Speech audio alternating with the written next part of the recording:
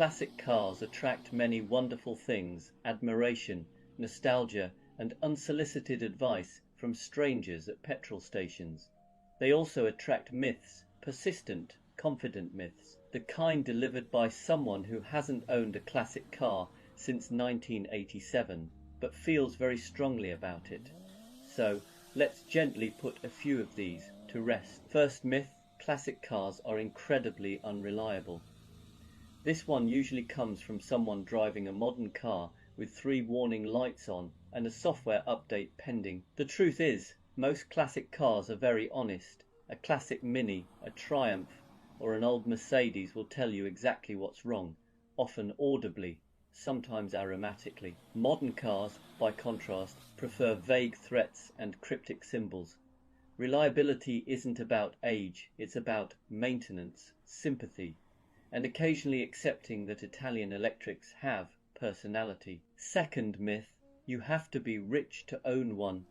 Yes, if your idea of a classic car starts with air-cooled Porsche and ends with auction estimate, that might be true, but plenty of classics are wonderfully attainable.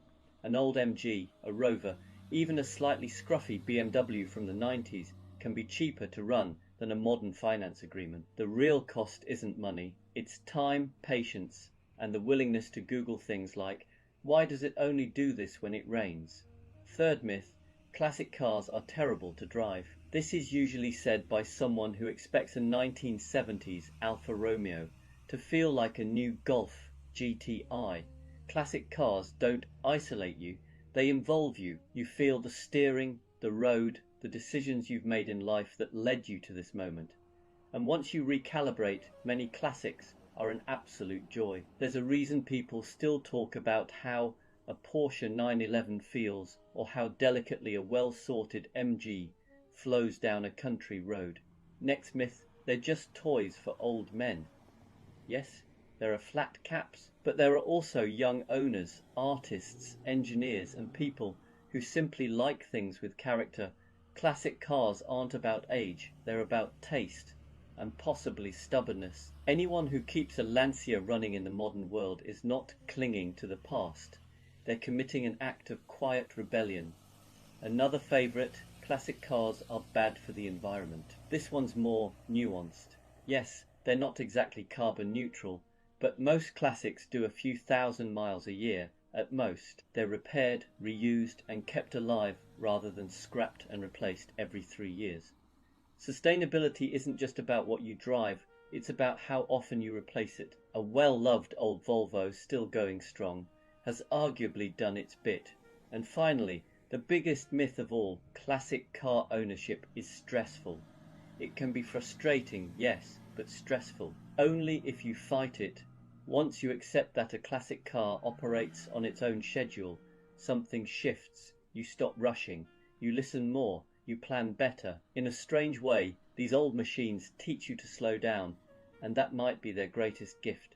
So maybe classic cars aren't impractical relics after all. Maybe they're reminders that not everything needs to be fast, perfect, or efficient to be worth keeping around.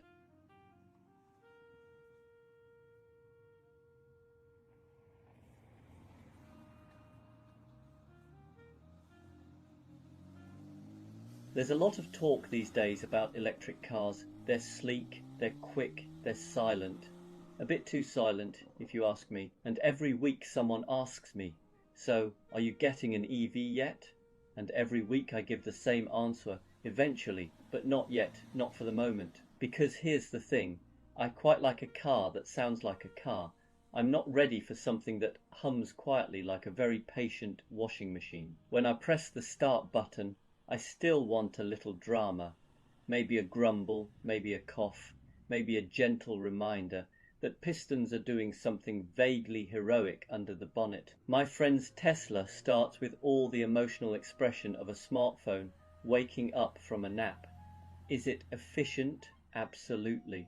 Is it thrilling? Only if your definition of excitement is watching a battery percentage climb. Another reason I'm holding off is that I know myself far too well. If I owned an EV today, I'd be checking the range every 8 minutes. I'd become the kind of person who says things like, We can go to the shops, but only if we turn the heater off and drive like a monk. Some people get range anxiety. I'd get range melodrama. And then there's charging. I know it's improving. I know by the time I do buy an EV, it'll probably be seamless. But right now, I still enjoy the simplicity of filling up a tank in 90 seconds. Meanwhile, my friend with a Nissan Leaf spends his life sizing up car parks, like he's hunting for rare Pokemon. Oh look, a charger. Oh wait, it's broken. Oh wait, someone parked a diesel in the space. Oh wait, the charger works, but only when the moon is in the correct phase. I'm not emotionally ready for that kind of quest-based motoring. And then there's just the honesty of it. I like old cars.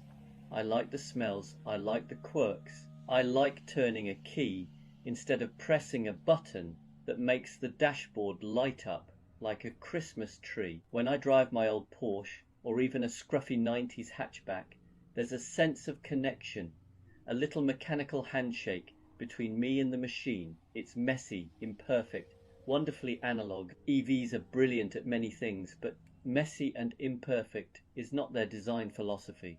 Don't get me wrong, electrics are impressive. The Taycan is basically a spaceship that decided to go to Tesco. The Kia EV6 looks like it was designed by someone who loves triangles. And the Tesla Model 3, well, it's a very efficient way to feel like you're driving a minimalist Scandinavian cupboard. One day I'll get one. I genuinely believe electric cars will be part of my future. But for the moment, just for the moment, I'm staying with the rumbling, slightly leaky, occasionally dramatic world of classic and combustion powered cars, not because EVs are bad, but because I'm not quite ready to give up the noise, the character, and, if I'm being honest, the joy of a car that communicates constantly, even if some of that communication is help. My gasket's gone again. So yes, I'll join the electric revolution eventually. But right now, I'm enjoying the long, noisy goodbye.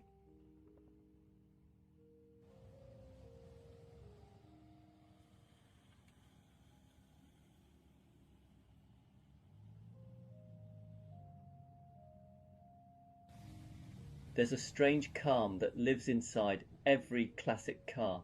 It's not obvious at first. In fact, it's often hidden beneath rattles, warm oil smells, and the quiet suspicion that something electrical might be having a bad day. But once you spend enough time with an old car, you start to notice it, a kind of calm you don't really find anywhere else. Modern cars are very good at helping you forget you're driving. They insulate you, smooth everything out, and quietly take control, which is impressive, but it also means your mind stays busy elsewhere.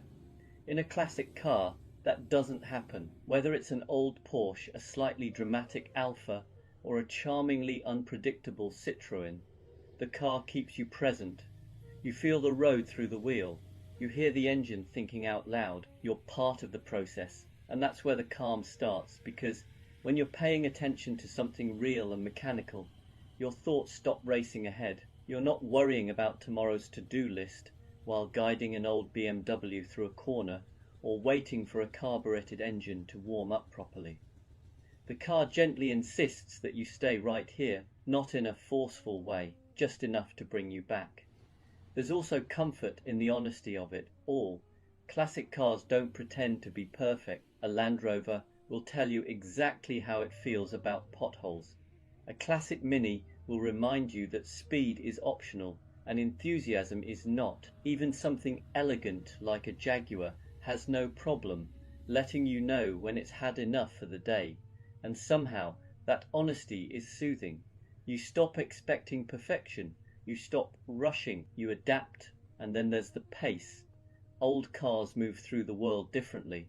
They're not in a hurry, and once you accept that, neither are you. You take longer routes, you leave earlier. You arrive calmer. Even a short drive starts to feel like a small event rather than a task to be completed. It's funny, we often talk about classic cars as stressful, temperamental things, and yes, they can be. But inside that unpredictability is a kind of quiet agreement.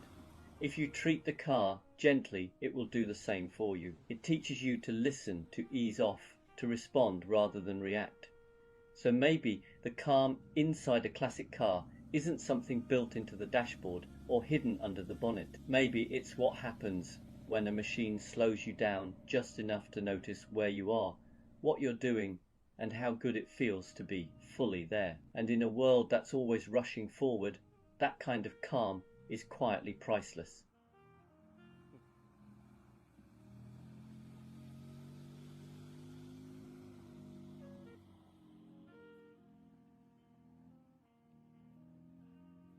This car comes from a fascinating era in automotive history, an era before reliability was invented, not discovered, not perfected, invented. Back then, manufacturers weren't asking, will this start every morning for 10 years?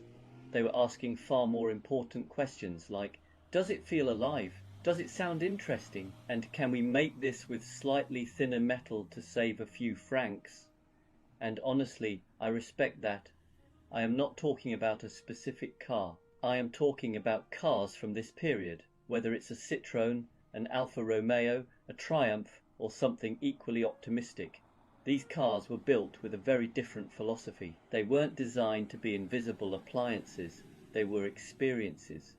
Occasionally unforgettable ones. Occasionally unforgettable for the wrong reason. You see, modern cars are very good at not involving you.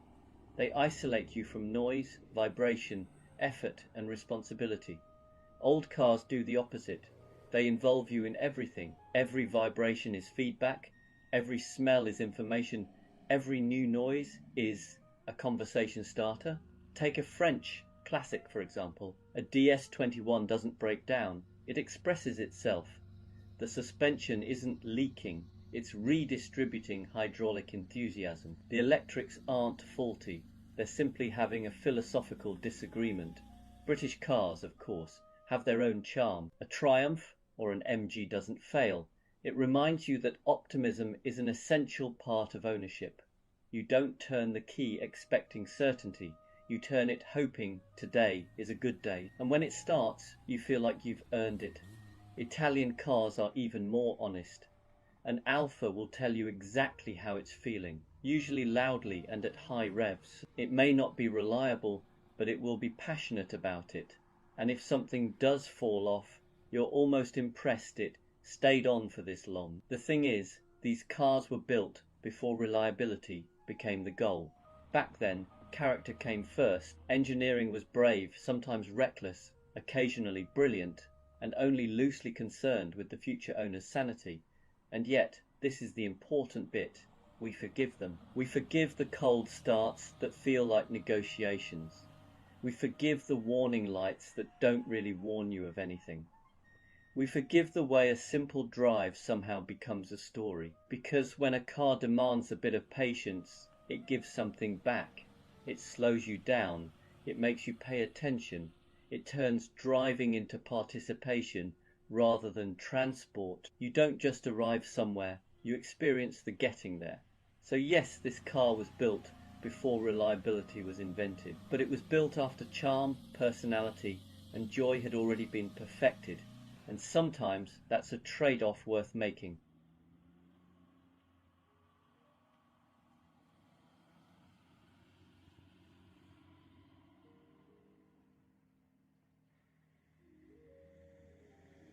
At first glance, calling a classic car eco-friendly sounds like something said just before being escorted out of a dinner party. After all, these are machines that predate catalytic converters, think fuel economy is a suggestion, and occasionally smell like unburnt optimism. And yet, stick with me, because classic cars might be one of the most quietly sustainable things an enthusiast can own. First, the greenest car is often the one that already exists. Modern cars are marvels of technology, but building them takes an extraordinary amount of energy. Mining materials, manufacturing batteries, shipping parts across the planet, and assembling everything in vast factories. A classic car, on the other hand, is already here. The carbon cost was paid decades ago. Keeping a 1970s Porsche 911 Or a classic Mercedes W123 on the road isn't consumption, it's preservation. It's recycling at a grand mechanical scale. Instead of scrapping and replacing, you maintain, repair and reuse. You're not chasing the latest upgrade, you're making something old last longer. Environmentally speaking, that's surprisingly virtuous. Second, classic cars encourage moderation. No one daily drives a 40-year-old Alfa through rush hour traffic without a strong sense of self-reflection. Classics tend to come out for weekends, sunny evenings, or special occasions. They're driven less, cared for more, and appreciated deeply. That alone dramatically reduces their environmental impact. A lovingly maintained Mazda MX-5 from the 1990s, doing a few thousand miles a year, is hardly the climate villain it's made out to be, especially compared to a brand new SUV doing short trips to the shops while carrying nothing but a reusable bag and mild guilt. Third, classic cars resist the culture of disposability. Modern ownership often follows a simple pattern: buy, use, trade in, repeat. Classic car ownership flips that entirely. You form a relationship. You learn its habits. You repair rather than replace. You rebuild rather than discard. A Toyota Land Cruiser that's been running for 30 years isn't just transport. It's proof that durability is environmental responsibility. A Honda engine that keeps going with basic maintenance is a quiet protest against planned obsolescence. These cars weren't designed to be fashionable for 3 years.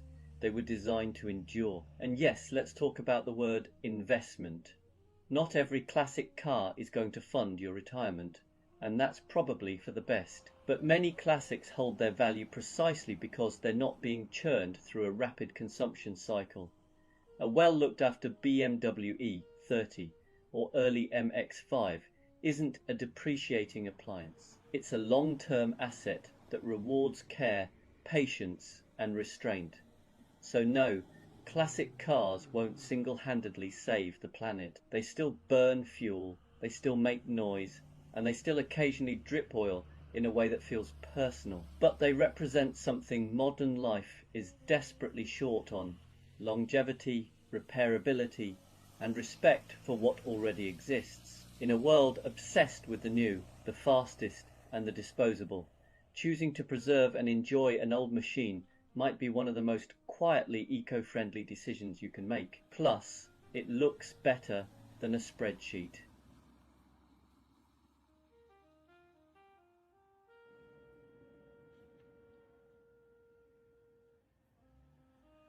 You're listening to Classic Car Radio. If you want some quiet thoughts in the background, you're in the right place.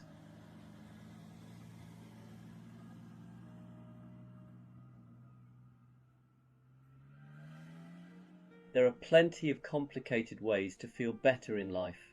Meditation apps, cold plunges, inspirational quotes from people who definitely wake up earlier than you. But there's one mood booster nobody talks about, mostly because the people who know are too busy trying to find parts on eBay: the classic car. Now, I know what you're thinking. How can something built in the 70s with the structural integrity of a sandwich and the reliability of a French electrical system improve your mood? Well, let me give you 3 very solid, very scientific reasons, or at least 3 reasons that work for me. Reason 1, classic cars make you feel like the main character. Drive a modern car and you're basically piloting a dishwasher with headlights. Drive a classic and suddenly you're starring in your own film. A Citroën DS makes you feel like a time-travelling diplomat.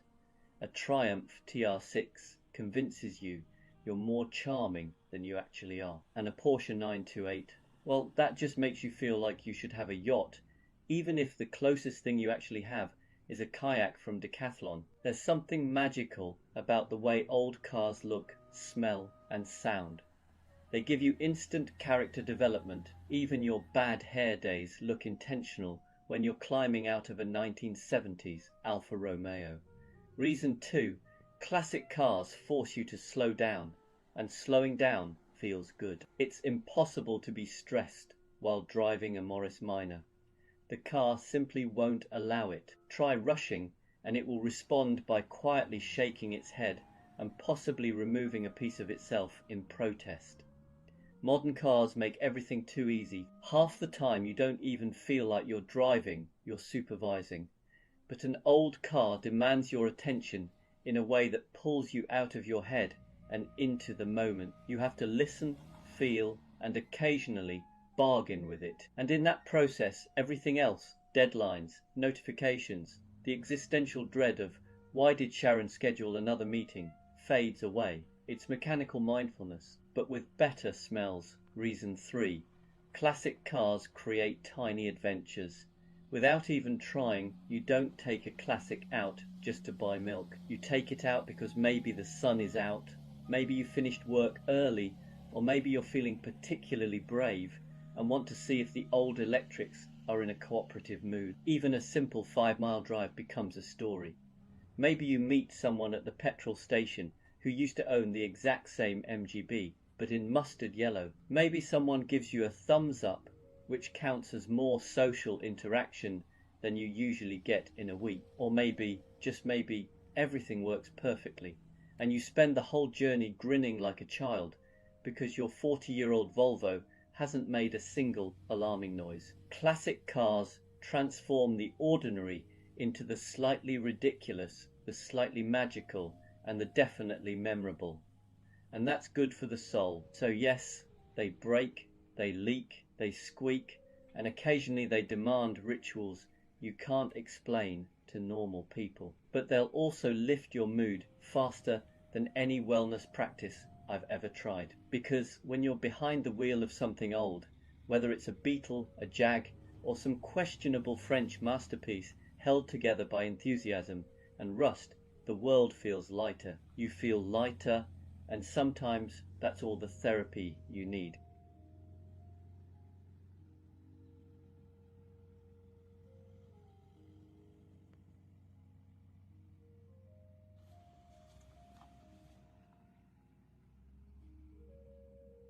There are many wonderful things about owning a British classic car. The charm, the history, the way strangers nod approvingly at you in car parks, as if you've done something noble for your country. But before you buy one, there are a few things people tend not to mention, not because they're trying to hide them, more because British classic owners have accepted their fate and no longer see anything unusual about it. So here are 3 things nobody tells you, but probably should. Number 1, you will smell permanently of petrol. This is not a metaphor, it's a lifestyle. Somewhere, deep inside the soul of a British classic, whether it's an old MGB, a Triumph Spitfire, or a slightly too confident Jaguar XJ6, there is a faint but persistent desire to perfume its owner. You step out of the car after a lovely drive, take a deep breath, and there it is, that unmistakable blend of petrol, old leather, and maybe the ghost of a previous owner's pipe smoke. You'll think you've imagined it. Your friends will assure you that you haven't. And eventually you'll stop trying to get rid of the smell and simply accept that it's part of your personal brand. Number 2, electrical issues are a bonding exercise. Some people say the British invented romance. I say they invented character, building wiring looms. If you own anything with the words Lucas anywhere near it, you're not just a driver, you're in a long-term relationship with the Prince of Darkness himself. One day the indicators work, the next day they're on a spiritual retreat. Your headlights may or may not join you. But here's the thing, every time you fix something, or jiggle a connector, or threaten the car with a multimeter, you feel genuinely proud. Modern cars don't give you that. They give you error codes and judgment. A classic gives you opportunities for personal growth. And number 3, the real thrill isn't the driving, it's the starting. Every British classic owner knows that sacred moment. You sit down, turn the key, and hold your breath. Will it fire up instantly, like an enthusiastic Austin Mini on a sunny day? Or will it cough, think about life, and then decide that today is not the day? That moment, that glorious, unpredictable, slightly anxious moment, is the true heartbeat of British motoring. When it does start, you feel victorious. When it doesn't, you shrug because you've packed tools. You always pack tools. You could be going to the shops for milk, and you'll have a toolkit in the boot just in case your Triumph decides it fancies a roadside picnic. But here's the secret. These three things point to British classics aren't perfect, and we don't want them to be. The little quirks, the smells, the gremlins, they're all part of a relationship that feels alive. Modern cars do everything flawlessly, and somehow that's less interesting. A classic gives you stories, it gives you character, it gives you a mild but constant sense of adventure. So yes, nobody tells you these three things, but once you've lived with a British classic, you wouldn't trade them for anything, except maybe a lift home when the starter motor gives up.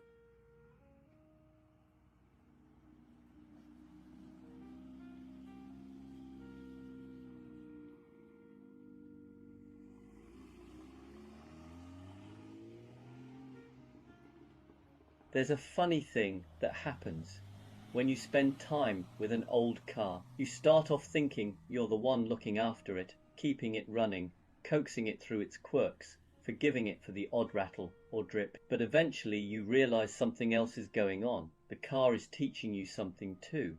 And one of its favorite lessons is this: slow down. Classic cars don't rush. They can't. They were born in a time before instant everything, before touch screens, notifications, and the strange modern belief that faster is always better. When you drive an old machine, you feel that difference immediately. There's a certain unhurried rhythm to the way it warms up, wakes up, and decides whether it's in the mood to cooperate today. And if you try to push it, it will remind you, gently or not, that patience is part of the deal. What's surprising is how quickly that patience becomes a pleasure, because when you're in a classic, you're not just travelling through space, you're travelling through time, you're driving something built with hands, not algorithms. You start listening more closely to the engine, noticing small changes, paying attention to the behaviour of the gearbox or the weight of the steering. Without even realising it, you drop out of the mental rush of the day and into something far more grounded. It's a bit like a moving meditation, not the sit cross-legged on a cushion type, but the sort where your attention is anchored to the sound, the feel, the moment right in front of you. You can't drive a classic car while doom scrolling or worrying about 10 different emails. It demands your presence, and that presence becomes a kind of refuge. There's also a humility to it. Classic cars have no interest in your schedule. They don't care about the meeting you're late for or the message you haven't answered. They operate on their own timeline with their own temperament. And once you accept that, life gets a bit lighter. You stop fighting the clock. You stop trying to force everything. You breathe a little more. And in that space, you rediscover something modern life quietly stole. The simple joy of driving for its own sake. A slow cruise. A long corner taken with care. The sensation of being connected to a machine that asks you to participate, not just sit there. It reminds you that moving slowly isn't the opposite of progress. Sometimes it's the only way to feel where you're actually going. So yes, old cars break and fuss and throw the occasional tantrum, but along the way they also teach us how to let go, how to pay attention, and how to enjoy the journey instead of sprinting from one destination to the next. In their own stubborn, charming way, classic cars show us a truth we tend to forget. You don't have to live fast to live well. Sometimes the best moments are found in the slow lane.